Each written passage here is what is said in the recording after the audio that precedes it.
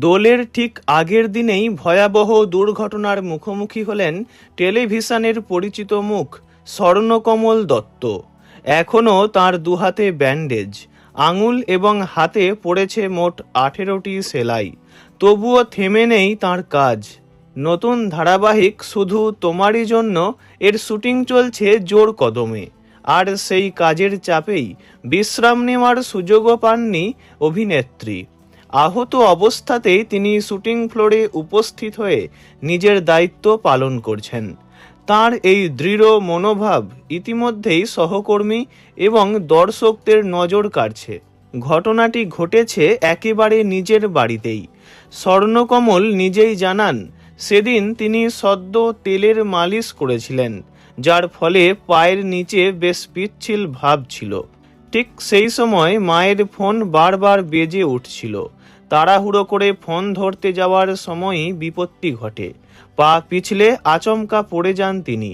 সামনে রাখা ছিল একটি বড় মাছের অ্যাকোয়ারিয়াম, কিন্তু হঠাৎ পড়ে যাওয়ায় সেটি আর খেয়াল করার সুযোগ পাননি। সরাসরি সেই অ্যাকোয়ারিয়ামের উপরেই পড়ে যান তিনি।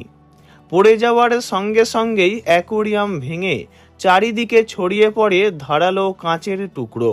সেই ভাঙা কাঁচের উপরেই পড়ে যায় তাঁর হাত।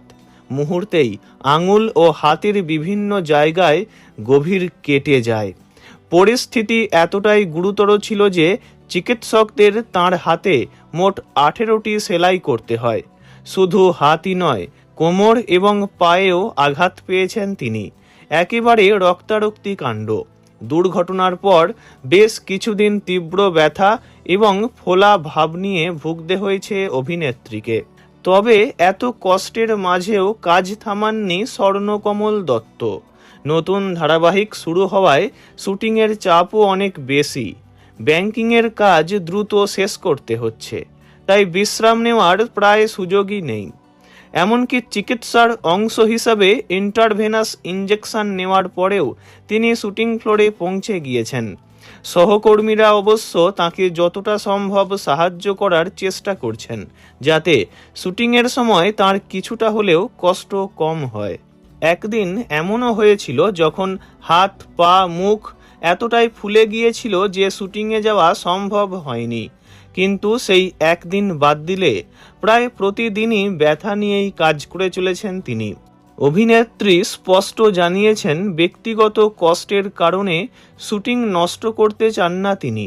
দর্শকদের জন্য এবং নিজের কাজের প্রতি দায়বদ্ধতার কারণেই তিনি এই কঠিন সময়েও দৃঢ়ভাবে কাজ চালিয়ে যাচ্ছেন।